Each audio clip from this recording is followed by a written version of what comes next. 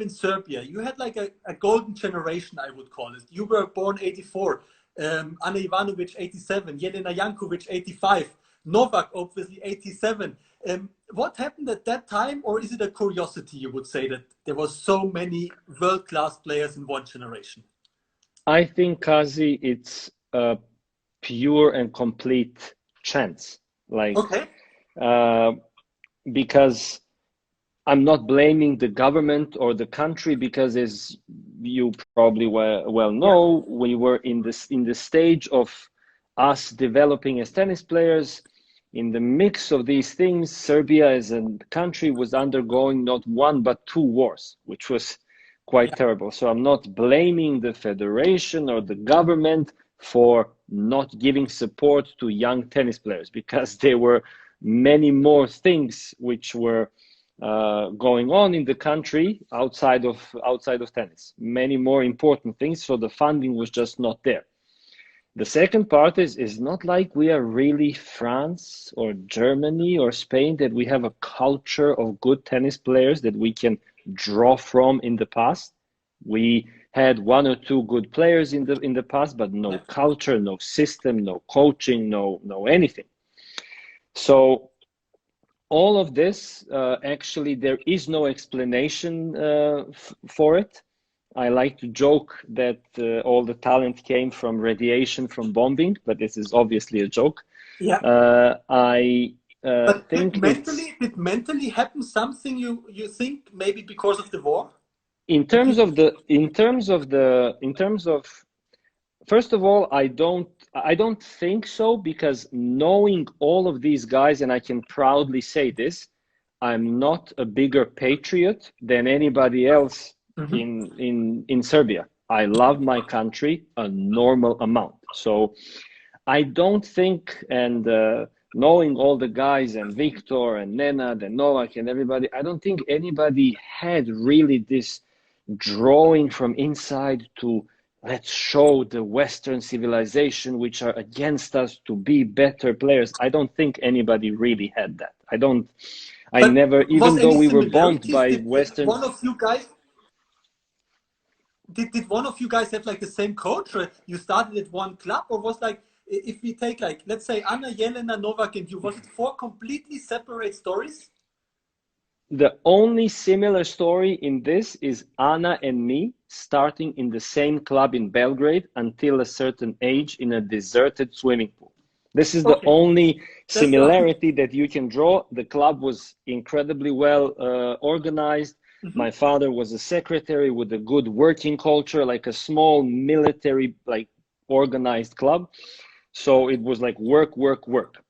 But the one part which I can like almost for certain say that helped is you didn't really want to be benched. You didn't want to sit on the bench and look from the sidelines as all of your friends and colleagues are rocking and rolling and playing really good international tennis. So there was this kind of, there was this kind of positive jealousy, if I will call it, or competitive jealousy, to say, okay, how the hell can this guy be top 100 and I am not top 100? Or how the hell can this guy be top 50 and I cannot be top 50? How can Anna be number one? You kind of like lifted the level of each other in a positive, competitive way. Yes. So this is the only thing which is like combined is this, exactly as you pointed it out, the lifting of the level of each player by this positive competition amongst very close friends. I think it goes either way. You have nations that have great players, but they're not personally very close, which is not the case in Serbia. All of us, or most of us, are very, very close in personal lives as well. Where does this bond come from, you think? I mean, I saw it when you played Davis Cup, now at the ATP Cup, like I mean, like even at the speech at the ATP Cup, you were not, the guys were not talking about the team. They were kind of like talking about the guys who could not be part of the team, which was fantastic to see from the outside. How do you explain that? It's a super good bond. I still don't think it has anything to do with the war. I don't think we are more connected because we had this trauma when we were younger. I think you set, first of all, the Serbian Davis Cup team has very strong personalities, like people in the team, and okay, maybe this sounds pretentious and maybe this is in a good or a bad way. Nenad Zimonjić is a strong personality. Novak Djokovic is a strong personality. Viktor Troicki is a strong personality. But at the end of the day, you all want to win. We all want to win, but the culture of the united part, which was adapted by the generation which is coming now, Filip and Dusan and Laszlo and Miomir and all these guys which are top 50 now, they were adapting, not only looking how the hell can Tipsarevic be top 10, top 20, why can't I be top 20, but also this way of how do you behave towards the whole tennis group. So when you establish these rules, which comes from, I imagine, education, family values and everything else, this is why the bond is so close amongst Serbian tennis players. You were born 84. Novak is 87. When did you see or feel that there is some special player coming up? I mean, obviously, you were a special player, but he's like, yeah, an unbelievable player too. I saw it very early. I will tell you a funny anecdote from my Schwager, Rainer Schuttler, because one of the first people that actually interacted with Novak was my manager and ex-coach Dirk Hordov. And when Rainer saw him the first time when they did pre-season in Germany, Dirk asked Rainer, "What do you think about this kid? Like, how do you see him?" Novak was very young. Don't quote me the age, but like really young. He was very skinny. He was like... like, and you see him, he wasn't really like, you don't say, wow, oh my God, when you say this kid at this particular age. Yeah. But Rainer said a very interesting thing, saying, if this kid does everything wrong that he can possibly do wrong in his life making decisions, he will be top 10. That's what Rainer said. Yes, so... that's what Rainer said really on, and it's a very funny anecdote. I saw something special very early. I can freely say, when I say special, I didn't see what he is right now. When I say special, I thought a potential Grand Slam champion, potential whatever, world number one, but changing the way we play tennis, I didn't see that. I can say maybe at the age of 15, 16, but not only how he strikes the ball, because you would agree with me if you see a 15-year-old Novak, how he strikes the ball outside of timing and natural agility, it's nothing really special. But when you get to know him, how he is, and the amount of dedication and emotion and professionalism that he invents into the tennis way of life, then you say, this guy can really be good. We are talking always like about the fundamentals, you know, like the technical part, the tactics, physical part, and the mental part. Where would you say that he is like outstanding? Is he every part, or is it like the mental, the mindset?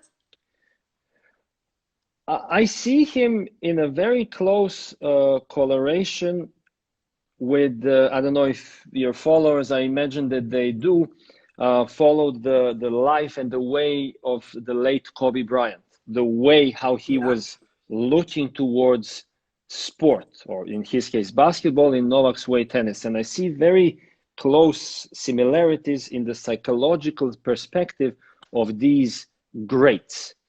And this is that from a very young age, I imagine that every single decision that he was making, whether if it's to drink a glass of Coca-Cola or a glass of wine at night, or eat French fries instead of salad, there was a little voice asking him and saying, is this good for tennis?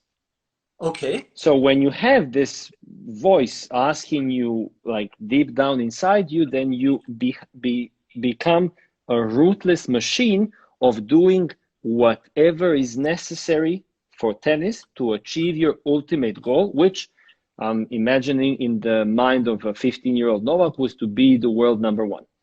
The biggest change, Kazi, and I'm very much devoted into this mental part in my private time, one of the biggest difference is why you see all these greats. You can say he's on a way of becoming great, but let's say Sasha Zverev. The mental part of how these young players are thinking, or Tsitsipas for that matter, Yeah. or your friend here, Mr. Jan Sinner. The mental part, how these kids are kids. Don't No, understand no, me wrong. all good. Young players are thinking. They start thinking like grown men at the age of 15.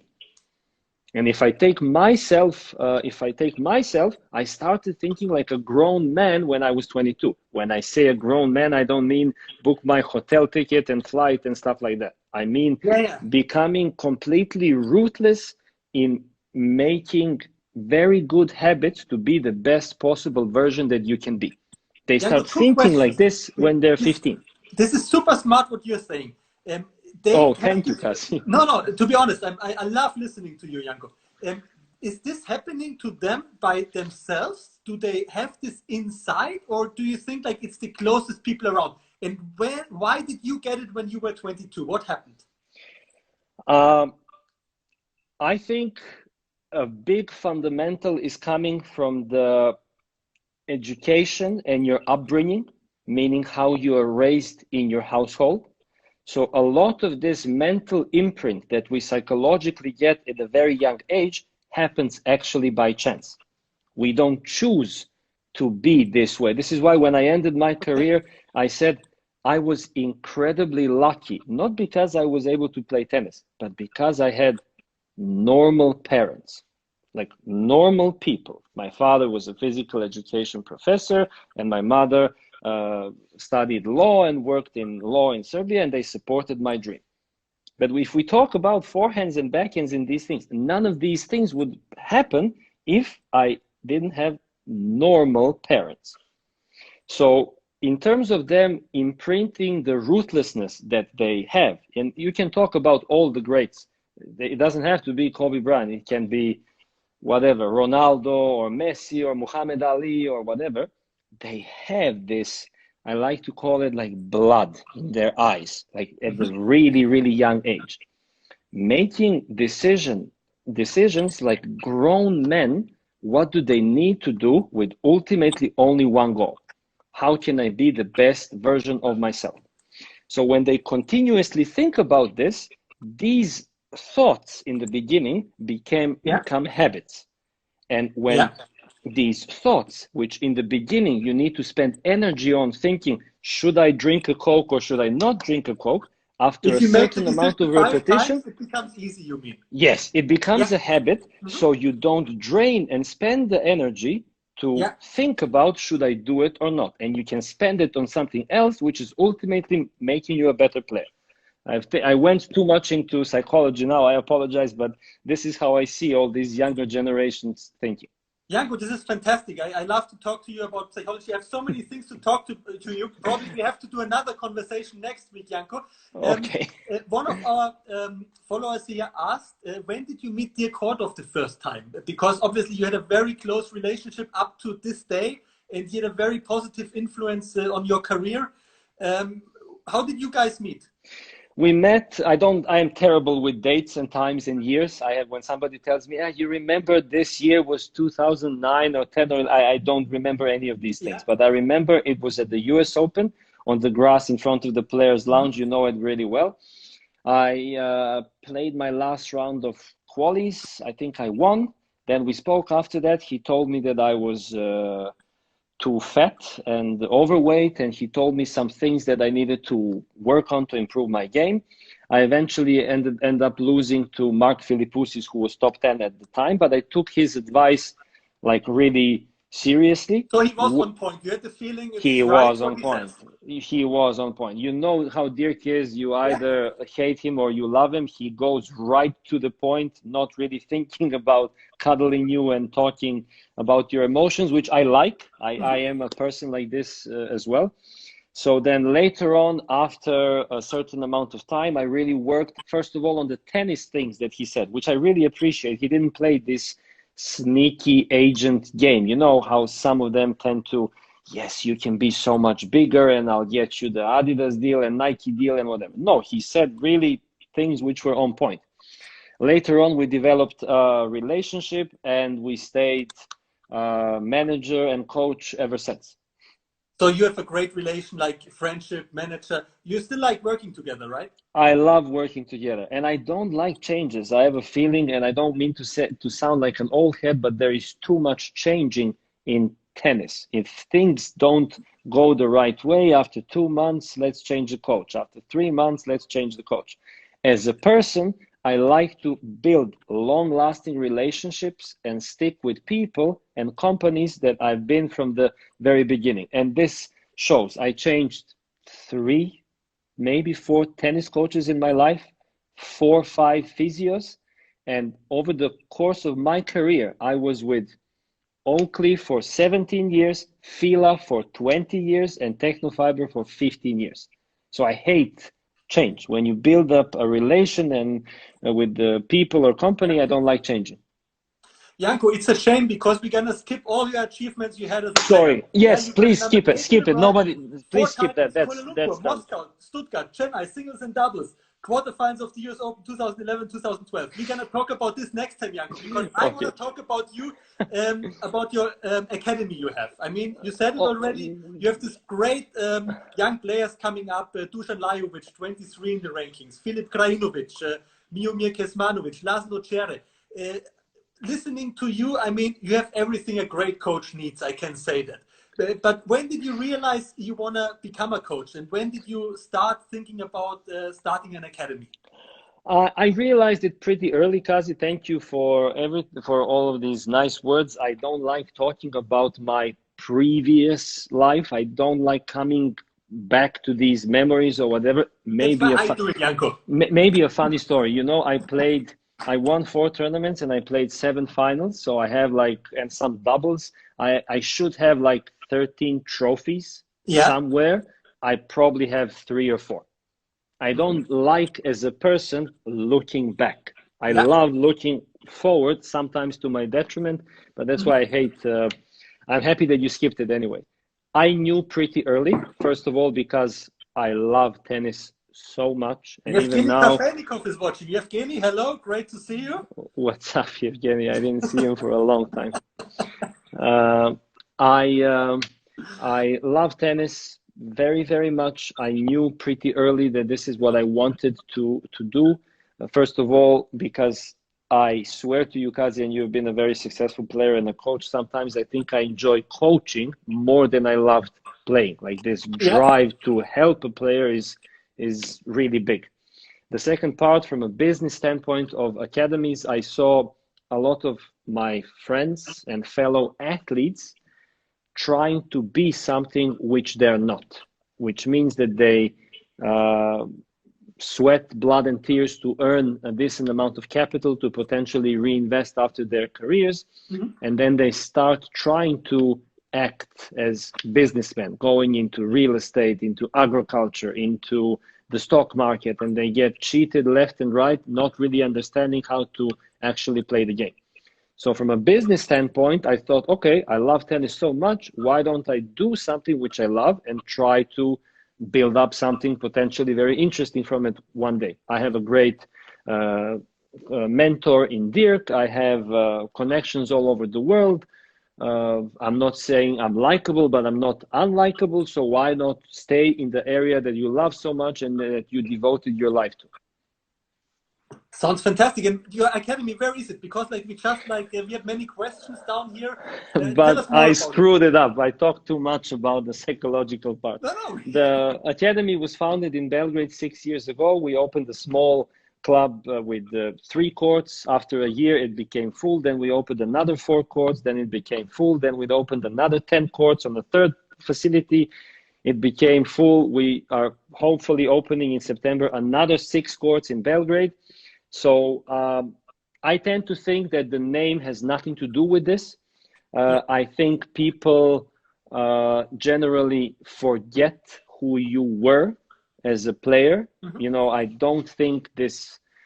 My saying is that the secret of this, let's call it success, or why we are doing a good job, is actually the way how we conduct work. I am very demanding as a boss, but I'm also a very, I don't want to say loving boss, but I love to keep good relationships with everybody, even in good and in bad times.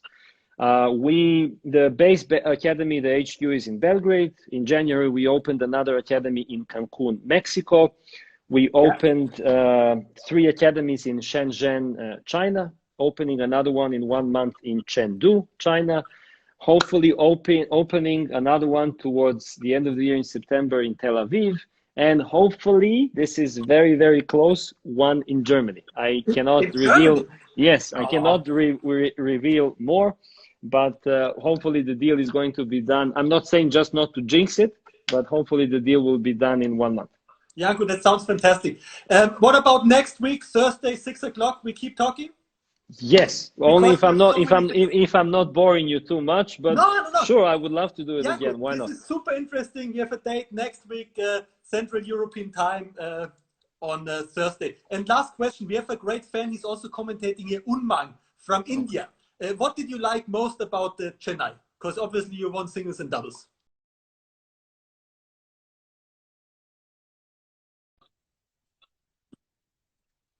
Yeah, I was always playing night session matches at 8 o'clock, so the crowd was really getting crazy. They got to know me over the years because I kept coming back and choosing Chennai over Doha or Adelaide. And second, the food, obviously. I'm a big, how you say, I don't want to say fatty, but I like to eat. And even now I have to take care of my weight. And Indian food is one of my favorite foods. So I was stuffing my face almost every night when I didn't play the next morning or the next evening with Indian food.